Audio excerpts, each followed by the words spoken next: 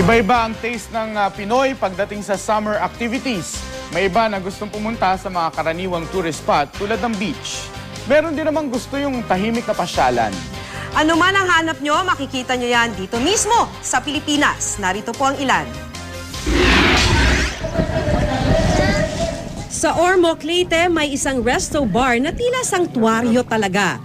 Bago kasi makarating doon, may 10-minute bangka ride pa dahil nasa gitna ito ng fish pond.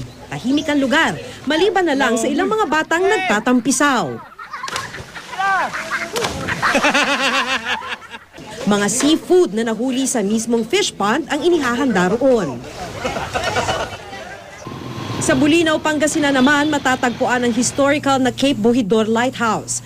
Tahimik naman sa Sindis Cave kung saan maaaring maligo. Kung beach naman ang hilig, pwedeng magtungo sa Patar Beach kung saan pino ang buhangin. At para makapagnilay-nilay, naroon ang St. James Parish na kinikilalang pinakalumang simbahan sa Pangasinan. Bukod sa pamamasyal ngayong tag-init, patok din siyempre ang iba't ibang pagkain pampalamig. Kaya paalala ng health official sa Dagupan, mag-ingat sa mga kinakain. Inutusan din ang mga nagtitinda ng mga pampalamig na kumuha ng health certificate.